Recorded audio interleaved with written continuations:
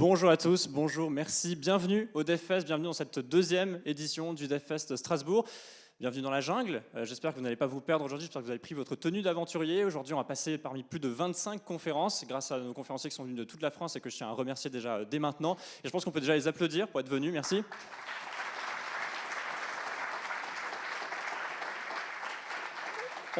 On est super heureux évidemment de vous retrouver. On n'a malheureusement pas pu faire l'édition 2020. On a fait une édition 2019 qu'on a eu beaucoup de plaisir à organiser. Et donc on a enfin pu réorganiser une édition. On est super content de pouvoir faire vivre un peu la scène développeur de Strasbourg et même du Grand Est. Donc merci beaucoup d'être venus. Je ne vais pas faire beaucoup plus long, juste quelques consignes concernant évidemment tout ce qui est règles sanitaires. Je compte sur vous pour porter votre masque le plus possible. Je compte sur vous pour respecter les gestes barrières. On va essayer de limiter à 100 personnes maximum sur l'espace couvert. On va essayer de faire en sorte que ça soit respecté le plus possible. On fera de notre mieux en tout cas. Vous avez des conférences toute la journée, donc n'hésitez pas à aller faire des tours. On a également tous nos sponsors qu'on peut également applaudir et remercier. Ça paraît un peu bateau de les remercier, mais c'est quand même grâce à eux qu'on peut être là aujourd'hui, parce qu'un événement comme ça coûte cher, donc on peut les remercier vraiment, parce que c'est grâce à eux qu'on peut faire cet événement qui nous permet, nous, développeurs, de nous rencontrer.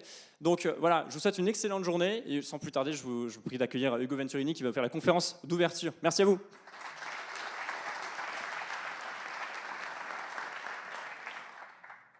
Bonjour à tous, est-ce que vous m'entendez? Pas du tout, et non, il est démute. Il n'est pas mute, normalement pas. 1, 2, 1, 2, est-ce que je prends ton micro?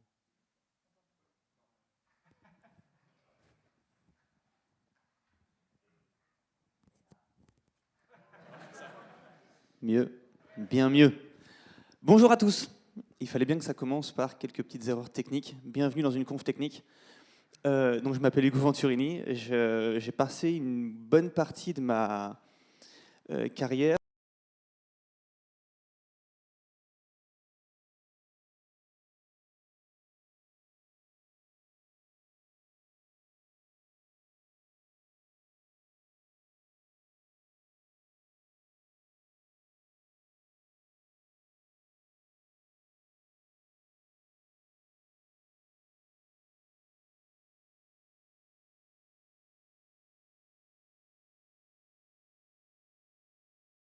de journée et d'être particulièrement attentif à la virgule, au point-virgule.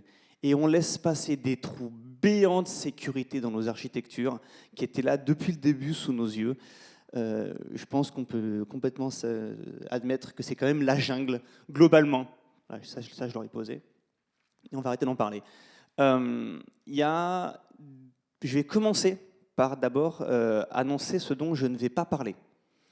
Il y a les 18 derniers mois, j'ai travaillé chez Qwant.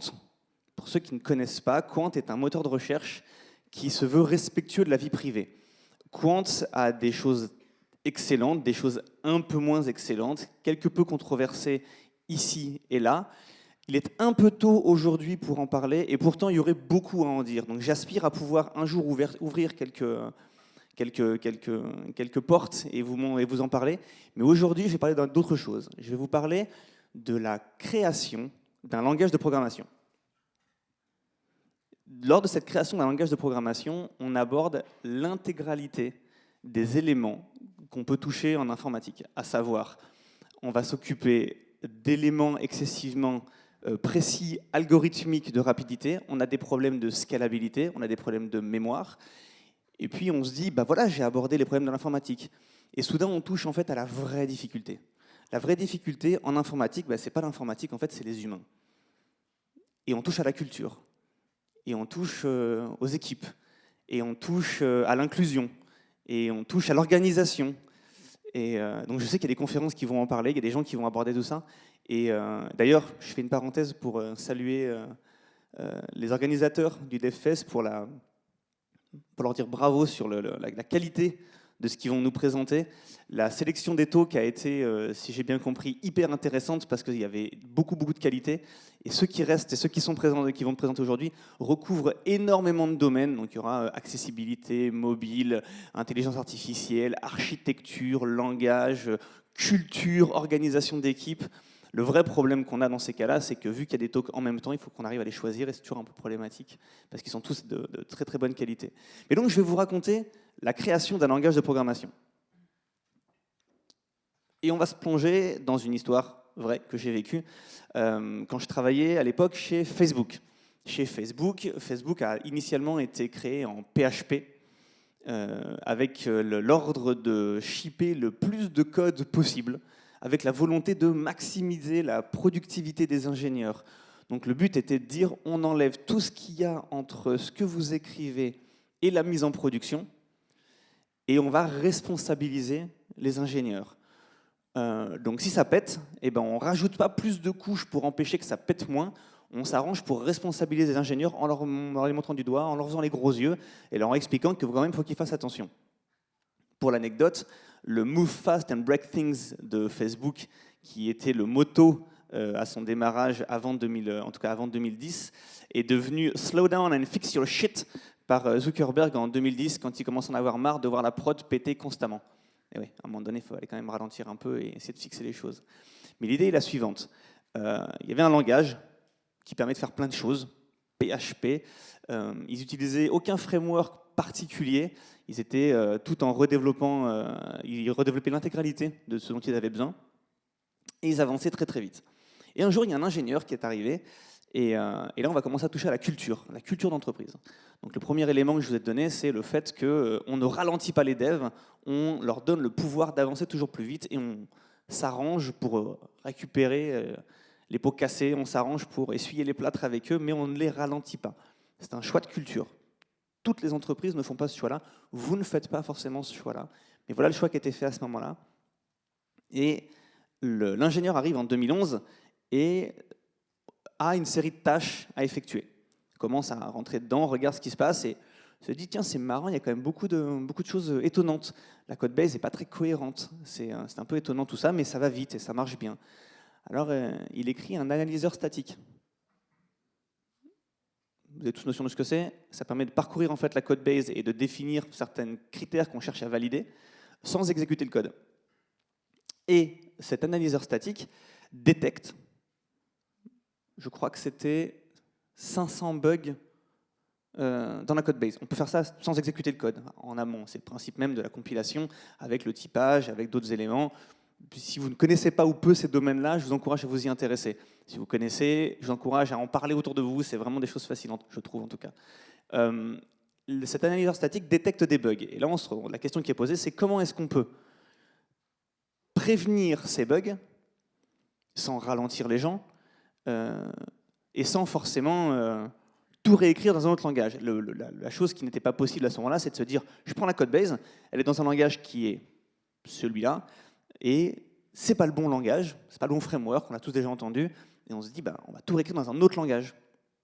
Mais faire ça, ça demande du coup un temps de ralenti, ça demande de faire des concessions, et c'était quelque chose qui était inacceptable par la direction de Facebook. Et donc ils se sont dit, ce qu'on va faire, c'est qu'on va faire évoluer le langage. Et donc on va commencer à introduire des éléments dans ce langage-là. On va introduire des annotations, mais non obligatoires. Alors pour ceux qui s'intéressent au typage, en fait, annoter partiellement, ça ne sert pas forcément super bien pour détecter des bugs. Ça permet de détecter des éléments locaux, c'est intéressant, mais il faut que tout soit typé, sinon on a fait les choses à moitié, et à moitié ça ne fonctionne pas en fait. Et donc du coup, ils ont commencé à introduire du typage, doucement dans la code base. Des annotations, d'abord les entiers, puis les strings, puis les floats, puis les classes, puis les fonctions, puis ils commencent à se dire, tiens, mais avec ça, on pourrait peut-être introduire, par exemple, des éléments qui ne sont pas dans PHP, comme par exemple des generics, comme par exemple, je n'ai plus les éléments en tête, mais une série d'éléments comme ça de sémantique du langage. Et le langage a évolué doucement. Et la question qui était de se demander, et je vous encourage à vous la poser, comment est-ce qu'on fait évoluer un langage pendant que les gens s'en servent? Par exemple, quand on ajoute une nouvelle feature, c'est facile, il suffit de la proposer dans le compilateur, on déploie le compilateur, les gens s'en servent et c'est parti. Mais quand on supprime un élément de sémantique, et là on tombe sur des problématiques un peu étonnantes. D'abord, il faut convaincre les gens que cet élément de sémantique n'est pas forcément une bonne chose. Et vous connaissez tous, vous avez des opinions un petit peu serrées, vous avez des avis un petit peu durs, vous êtes prêts à en découdre. Des fois sur des choses intéressantes, je trouve, des fois sur des points peut-être un peu de détail qui sont finalement pas si intéressants que ça, mais on aime le débat, on reste des nerds, ça reste la grosse geekerie dans ce domaine-là. Et donc du coup, on ouvre là avec un espace de développeurs Et on se demande comment est-ce qu'on supprime ces éléments, comment est-ce qu'on les rajoute, comment est-ce qu'on rajoute des built-in, comment est-ce qu'on les enlève, qu'est-ce qu'on laisse au niveau du langage et qu'est-ce qu'on descend au niveau du compilateur. Le grand intérêt de descendre les choses au niveau du compilateur, pour ceux qui ne le savent pas, c'est qu'en fait, on s'abstrait des erreurs potentielles humaines d'utilisation. Je vais vous donner un exemple qui en fait est avéré, qui est si vous mettez, supposons, vous avez un langage quelconque et vous faites des accès à une DB. Ça existe. Tous ces accès, vous les écrivez, vous les réécrivez. Et quand vous changez, vous reprenez un framework qui lui-même a ses getters, ses setters, éventuellement des fonctions, des aggregates, des reduce, des fold, plein de fonctions de ce type-là. Et vous allez les utiliser. Et elles sont écrites. Et puis quand il y a un bug, on les corrige et on les redéploie. Quand on le passe dans le compilateur, en fait, on s'abstrait de la réécriture potentielle de ces getters et de ces setters. Et ce serait quelque chose, ça joint fortement la DB avec le langage, mais par contre, vous gagnez énormément en flexibilité et en potentiel problème que vous pourriez avoir, à réduire le potentiel problème que vous auriez en fait dans cette jonction en fait, logicielle qu'il y a entre ce que vous écrivez dans votre langage et les accès à la data. En fait. Et c'est un choix qui peut être fait, qui est rarement fait parce que quand on crée un langage, en principe, on va vouloir que le plus de gens possible s'en servent et donc du coup, on va ne pas se lier fortement à une techno. Jusqu'au moment où on se rend compte qu'en fait, la plupart des bugs se situent dans ces jonctions-là, en fait. Statistiquement, en tout cas. Et donc, du coup, ce langage a commencé à évoluer et est passé de ce qui s'appelait PHP à un langage qui s'appelle Hack. Vous pouvez aller voir ça s'appelle hacklang.org. Je vous encourage à l'essayer. Et on s'est rendu compte que en fait, ce langage était pratique parce qu'il permettait en fait, de remonter en amont la détection des problèmes qu'on pouvait avoir, mais on avait des problèmes de performance. Parce qu'évidemment, quand on demande d'écrire plus et de valider plus et qu'on compile, on va moins rapidement en production. Et même dans l'exécution, s'il y a plus de checks, plus de choses qui sont faites et que c'est interprété, évidemment, on perd légèrement en productivité et le logiciel est moins performant. Et donc, du coup, on a travaillé sur une machine virtuelle. Alors, la machine virtuelle, c'est un espace qui permet d'abstraire en fait, l'exécution du programme de la machine elle-même, ce qui rend le code hyper facile à porter, hyper portable d'une architecture vers une autre. Très, très bien. Et donc, là, a été créé, du coup, adjacent à ce langage Hack, la machine virtuelle qui s'appelle HHVM pour Hip Hop Virtual Machine, et qui est d'ailleurs maintenant utilisé pour ceux qui utilisent Slack, par exemple. Slack utilise HHVM et Hack. Pour la petite histoire, c'est parce que le CTO de Slack est un ancien de l'équipe de compilation en fait, de Facebook, Keith Adams. Et donc cette machine virtuelle, l'idée était de travailler dessus et de voir comment est-ce qu'on pouvait toujours améliorer, accélérer, rendre plus performant. Et donc il y a un nouveau langage qui a été défini, qui est un langage intermédiaire entre le langage de programmation PHP ou Hack et le langage machine, 0.1 et la bande, à base d'opcode qui s'apparente à de l'assembleur. Et nous voilà avec deux programmes. Le premier qui prend un langage un peu plus fortement typé, avec le fait d'appuyer sur tous les développeurs pour qu'ils utilisent ces types. Parce que c'est bien beau d'avoir un langage fortement typé, mais si les gens continuent à utiliser uniquement des entiers et des strings, on a un peu tout perdu. Donc on les encourage, on fait des talks, on fait des tutoriaux, on les amène à utiliser ça. Mais ça devient délicat en fait. Il faut leur montrer le chemin, on fait des code review avec eux, on les amène à faire ça. Et donc au milieu de tout ça, donc, on a un premier type checker et on a ensuite un générateur de code. Et là, on se rend compte qu'en fait, les gens qui ont écrit le générateur de code, comme dans beaucoup d'entreprises, n'étaient pas forcément en lien avec les gens qui avaient écrit le type checker. Et on avait donc un parseur qui parse, qui génère l'AST. Une fois qu'on a l'AST, on type, et puis si ça ne type pas, on donne l'erreur, et sinon on jette tout, et on passe ça à la machine virtuelle, qui parse, qui type de nouveau dans un autre langage, qui fait ce qu'on appelle le lowering vers le langage assembleur, et qui ensuite fait des optimisations et exécute. Et on avait là, du coup, 4 langages. On avait du PHP, on avait du Hack. Le premier tipeur était écrit en OCaml et la suite était faite en C++. Et enfin, je peux commencer mon histoire. La grande idée, c'est, oui, enfin, il y avait une base à fournir. Comment est-ce qu'on rassemble deux programmes qui font la même chose? On avait donc le premier qui était en OCaml, qui était un tipeur, le deuxième qui était donc en C++ et qui faisait la même chose. On a décidé de virer le C++ et d'écrire la génération du code intermédiaire en OCaml. Donc, fast forward, aujourd'hui en production chez Facebook, l'interpréteur et le compilateur sont faits en OCaml.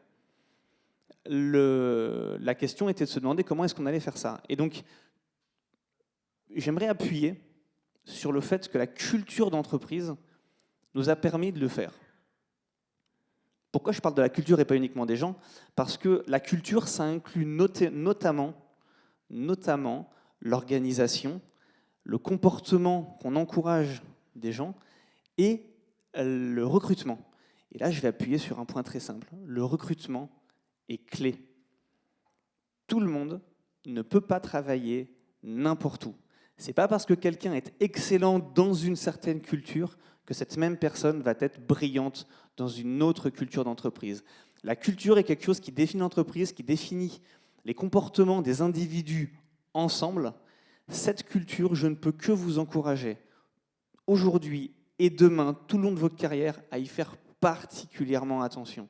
Une culture toxique détruit la productivité, détruit les individus, vous détruit personnellement, vont détruire même votre vie, jusqu'à votre vie privée. On parle de burn-out, on parle de dépression, on parle de problèmes de manipulation entre individus. Méfiez-vous énormément. Je pense que c'est là le principal problème, et le problème en tout cas le plus dur auquel on est confronté au quotidien en tant que tech. C'est la culture qui nous permet en fait d'avancer et faire ce qu'on aime faire, être des informaticiens. La culture telle qu'elle a été définie à ce moment-là était d'abord d'avoir un recrutement qui correspondait à la façon dont on allait travailler. Comment est-ce qu'on travaillait à ce moment-là? L'idée était de dire qu'on avait des spécifications pour tout le langage et que toute personne qui arrivait dans l'équipe se devait de prendre en main, de par lui-même, un des éléments de langage et l'implémenter. Ce qui réduisait la possibilité d'avoir des gens trop juniors ou des gens qui débutaient dans le domaine de la compilation. Et ça peut être un problème par rapport à des idées un peu nouvelles qu'on aimerait apporter dans une équipe. Sans forcément caricaturer, junior et senior n'apportent pas forcément les mêmes choses. Et un des points intéressants, c'est aussi de renouveler un peu l'état d'esprit d'une équipe et d'avoir des points de vue différents et un regard un peu neuf sur ce qu'on est en train de faire. Sinon, ça macère dans son jus et on tourne toujours autour des mêmes problèmes et ça se répète. Dans ce cas-là, en fait, nous n'avions que des gens qui avaient travaillé sur des compilateurs sur leur temps, de manière un peu étendue dans une vie précédente. Je me rends compte que je fais énormément d'anglicismes comme de manière étendue. Si j'en fais trop, n'hésitez pas à lever la main. Si je vous vois, je ferai attention. Et autre petite parenthèse, je raconte plein de choses. Je vais peut-être faire un peu de name dropping au milieu de tout ça. Si des choses vous échappent, vous m'alpaguez par le coude tout à l'heure, et je vous répète tout et on pourra prendre des notes si vous voulez. N'hésitez pas. J'ai un sweat blanc et juste pour la compte de Facebook, j'ai un sweat marqué Facebook dessus. Vous ne pourrez pas me rater. La culture, donc, là où j'en étais, la culture était d'abord avoir des gens avec très très peu de prise de notes. On avait très très peu de docs, sauf la spécification du langage elle-même, et on avait une code base un peu grosse qui était monolithique. Autre débat entre personnes qu'on peut avoir, vos repos, vous êtes plutôt plein de petits repos ou un gros repo, un monorepo? Personnellement, moi j'aime bien les gros repos. J'aime bien avoir tout au même endroit, mais ça se débat, ça se défend. Je ne suis pas sûr qu'il y ait vraiment de meilleures solutions plus qu'une autre, sauf dans l'espace dans lequel vous vous trouvez. Mais voilà, un des débats de geek que vous avez peut-être déjà eu de manière même un peu enflammée, qui a duré sur plusieurs jours. À cette époque-là, c'était une seule grosse base monorepo, un recrutement de gens ayant déjà fait de la compilation, et en arrivant, donc j'étais le manager de l'équipe, on avait une série de bugs bien triés, où les gens arrivaient et commençaient à les dépiler, prenaient ce qu'ils voulaient. Alors, je savais un peu ce qui était facile et ce qui était plus difficile, et je pouvais en donner, mais globalement, on laissait un peu libre aux gens de venir contribuer à cet espace-là, en fait. Et il y avait très très peu de code review. Ne faites pas ça chez vous, c'est très dangereux. Le problème qu'on avait, c'était un problème de vitesse dans lequel avancer, et on avait pris le parti d'avoir des code review plutôt faibles, et de faire des revues de code a posteriori de cohérence d'implémentation des features. C'est la seule équipe dans laquelle j'ai fait ça. Ça ne m'est jamais arrivé ni avant ni après. Et très étonnamment, ça a très très bien fonctionné. L'idée était la suivante. Quelqu'un a implémenté une feature comme par exemple la compilation des fonctions ou des lambdas ou des classes ou des peu importe, faisait ces différentes implémentations. On le revoyait en large à peu près pendant la code review, mais sans y passer trop de temps. Ça pouvait aller un peu vite, on laissait passer des choses. Des fois, il y a des to-do qui traînaient, c'était pas forcément très bien fait. On envoyait tout en base, et ensuite, toutes les semaines, on prenait une feature et on rentrait dedans. Et on regardait comment c'était implémenté dans le compilateur. Alors ça paraît être en fait une grenade dégoupillée quand on avance, mais ce qui se passe, c'est qu'en amont de ça, en fait, pour être sûr de pouvoir accueillir facilement des ingénieurs, en fait, on avait blindé la CI de test, qui ne passait pas. Et le but, c'était de les faire passer au fur et à mesure. Évidemment, vous connaissez cette méthodologie. Si vous ne l'avez jamais essayé, je vous encourage à l'essayer au moins une fois. En tout cas, ça peut être vraiment bien. Et pour la motivation, ce qu'on avait fait, c'est qu'on avait du coup mis l'ensemble de ces tests qui ne passaient pas. J'avais mis un dashboard au milieu du bureau qui commençait à 100%. Il n'y a rien qui passe, et le but, c'était d'arriver à 0. Une seule métrique. La seule métrique, c'était que l'ensemble des codes, l'ensemble des tests que nous avions passe. L'ensemble des bugs que nous avions soient tous détruits. Et on a travaillé pendant 6 mois comme ça, ce qui nous a permis de très très rapidement, en fait, inclure des nouvelles personnes dans l'équipe. Donc on a commencé à 2 au mois de janvier, et nous étions 13 au mois de juillet, dans 4 bureaux, 3 time zones. Et toute personne qui rentrait dans l'équipe shippait du code dans la première journée. Et ça a avancé comme ça. Et ça a avancé. Et au mois de juillet, on avait intégralement réécrit l'ensemble du compilateur qui permettait de compiler l'ensemble de la codebase.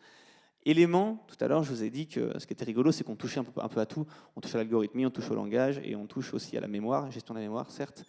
Et puis on touchait aussi du coup à des problèmes de performance qu'on trouve assez peu. C'est-à-dire que pour ceux qui ont déjà codé en PHP, vous savez que c'est un langage qui est donc interprété. On code du PHP ou du hack, on ouvre son navigateur, on appuie sur F5 et on veut voir le résultat. Bon, là on avait une codebase de 1 million de fichiers. Donc quand on fait F5, on peut se prendre un café, le temps de parser l'ensemble, vérifier ce qu'il y avait, etc. Donc on a dû être un peu malin sur ce qu'on a implémenté, la façon de parser tout ça, de manière à ce qu'on ait presque l'impression que ce soit rapide. Et c'était pas mal déjà, c'était pas mal. Et donc du coup, on s'est intéressé du coup à la scalabilité, on s'est intéressé aux optimisations, à la mémoire, à plein d'éléments hyper intéressants. Et une fois qu'on a eu fait ça, on a enfin pu se comparer à l'historique, qui avait été tweaké, resserré pendant plusieurs années et qui était vraiment très performant. Et la question s'est posée, c'est comment est-ce qu'on compare les deux? Et là, on s'est rendu compte que le code qu'on générait n'était pas le même. Difficile de comparer, du coup. Très, très difficile. Parce que, comme beaucoup d'espaces avec de l'historique, il y a des bugs qu'on devait conserver parce qu'il y a toujours un petit malin qui s'appuie sur une particularité du langage, et puis c'est en prod. Et puis en fait, c'est un bug. Et lui, il s'appuie dessus. It's not a bug, it's a feature, il paraît. Et donc nous voilà en train de se demander, tiens, est-ce qu'on ne peut pas s'appuyer sur certains bugs, lesquels on peut conserver, lesquels on peut corriger? Et là, on a commencé à avancer. Des fois, on corrigeait des bugs dans la codebase de Facebook, des fois, on introduisait le bug dans notre compilateur, de manière à pouvoir maintenir et avancer. Et on s'est retrouvé tout de même avec des différences. Et alors là, on a donc écrit ce qu'on appelle un semantic diff. Pour tous ceux qui font des code review, vous savez que c'est un diff que l'on fait entre 2 fichiers qui est syntaxique. On vérifie les caractères, les espaces. Alors des fois on est malin, ouais, 4 espaces ou une tabulation, c'est pareil, peut-être. Ouais, c'est pas si grave si c'est déplacé. Donc il y a plus ou moins des heuristiques comme ça permettant de faire une différence. Mais en fait, le vrai diff qu'on aimerait bien faire, c'est un diff sémantique. Exemple, if A, bloc de code, else, et puis si je fais if non A et que j'inverse les deux blocs de code, c'est censé être pareil. Bon, modulo, quelques petites exceptions dont on pourra parler plus tard, mais a priori, ça pourrait être pareil sémantiquement. Mais votre diff vous dit, ouh, c'est pas du tout pareil. Alors nous, c'est ce qu'on voulait, et donc on a écrit un sémantique diff. Alors, je vous encourage à aller chercher semdiff, Facebook hack HHVM. Ça, ce sont les mots-clés. Et vous trouverez en fait l'implémentation qui est open source d'un sémantique diff entre deux langages type assembleur. Et c'est basé sur des papiers de recherche qui avaient été faits par Microsoft en 2012, par Nick Benton. Et ça a été aussi un travail un peu épique de se demander quelle était la bonne solution. Et là encore, la culture, je pense, est intervenue. C'est-à-dire que le choix de ce qu'on pouvait faire ou les risques qu'on pouvait prendre étaient pris par les ingénieurs. Donc on n'a pas eu de slide à faire pour présenter ça à un chef, pour lui demander si on pouvait. On n'a pas eu à prendre le temps de la démo. On l'a fait avec le risque de, si ça foirait, par contre, c'était pour notre pomme. Par contre, quand ça fonctionne, c'est aussi pour notre pomme. Petite question pour vous, est-ce que là où vous travaillez, vous avez la sensation que les risques que vous prenez sont valorisés à hauteur du risque que vous prenez, mais par contre, si vous vous plantez, c'est la même chose. Donc, quelle est la marge de manœuvre que vous avez et du coup, est-ce que ça encourage la prise de risque? Et est-ce que c'est quelque chose que vous voulez? Encore une fois, culture, ça ne va pas à tout le monde. Il y a des gens qui sont peut-être plus craintifs ou préfèrent être rassurés sur certains éléments et ne peuvent pas forcément évoluer dans ce type de culture-là. Et c'est sans jugement. Demandez-vous simplement, quand vous arrivez quelque part, est-ce que cette culture est la bonne pour moi? Et est-ce que je propose des éléments de culture autour de moi qui sont ceux dans lesquels j'aimerais et j'ai envie d'évoluer? Ça paraît à la fois trivial et en fait, c'est à la fois trivial et en même temps un peu compliqué. Parce qu'en fait, on ne le fait jamais ou rarement. Rarement, on s'assoit à son bureau et en se demandant est-ce que je me suis bien assis? Est-ce que j'encourage les gens à s'asseoir? Est-ce que j'encourage les gens à bien travailler? Est-ce que je suis une inspiration? Est-ce que j'inspire? Est-ce que je suis inspiré? Comment ça? On ne se pose pas la question de cette manière-là. On rentre chez soi et on se dit putain, j'ai passé une sale journée, l'autre machin, il m'a encore cassé les. Ça a été encore difficile et on commence à mettre le doigt dessus. Et si on s'interroge à quelles sont les raisons précises, on se rend compte que ce n'est pas forcément les gens qui ne sont pas si malins que ça, selon un jugement un peu à l'emporte-pièce qu'on peut avoir, mais que simplement, l'espace dans lequel on évolue n'est simplement pas fait pour nous, et ça encourage à partir. Ça crée une certaine fluidité, mais on a l'immense chance, nous les techs, d'être dans un espace dans lequel il y a du travail et des choses à aller faire. Une fois qu'on a eu terminé ce SEMdiff, on a pu tout valider, et là, on a fini par présenter nos résultats, et on s'est fait bien recevoir parce que simplement ça fonctionnait. On a mis le double de temps à faire l'ensemble des validations de corruption mémoire. Alpaguez-moi avec un café, avec plaisir, je vous raconte ça. C'est encore un truc un peu plus technique, mais l'idée c'est qu'on a mis 6 mois pour écrire le générateur de code et 6 mois en fait pour valider. Parce que le vrai problème qu'on avait dans ces cas-là, c'est qu'un bug facile, c'est un bug qui fait que ça s'arrête. Au moins, on sait que c'est arrêté, c'est pas un problème, mais en fait, un dysfonctionnement, c'est beaucoup plus difficile à détecter. Et un dysfonctionnement de mémoire, potentiellement, c'est une brèche avec le 06 de Taylor Swift qui part sur les réseaux.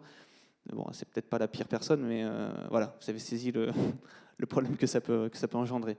Tu as des bugs qui sont détectables facilement parce qu'il y a tout qui crache, et à la limite, c'est presque ceux que je préfère, parce qu'au moins, on voit où ça s'arrête. Alors que les dysfonctionnements, c'est vraiment absolument un enfer à aller chercher. Mais voilà. Et donc, on a mis 6 mois de plus à valider l'ensemble de la gestion de la mémoire et certains éléments de performance ainsi que la corruption pour qu'au mois de mars 2018, on attrape la nappe, on tire d'un coup sec, les verres ont vibré, les assiettes ont bougé un peu, mais on a remplacé l'intégralité de l'exécution en fait, de Facebook en prod avec ce nouveau compilateur, du coup, en OCaml, et vous n'avez rien senti. Et ça n'a absolument rien à voir avec ce qui s'est passé il y a 2 semaines. Ça n'est pas moi, j'étais déjà parti, au moins en effet. Voilà, je viens de vous faire un peu un panel un peu en vrac, un peu délicat de ce que c'est que la culture dans laquelle moi j'ai réussi à me trouver bien et ce qui nous a permis d'avoir une productivité et une qualité de travail que je vous souhaite tous d'atteindre, ça ne convient pas à tout le monde. Et le seul point, je pense, que j'aimerais vous insuffler, c'est intéressez-vous à la culture dans laquelle vous évoluez? Est-ce que le chaos est quelque chose qui vous intéresse? Est-ce que l'ordre est quelque chose qui vous intéresse? Et surtout, comment est-ce que vous contribuez, vous, à la jungle dans laquelle vous évoluez? Merci beaucoup.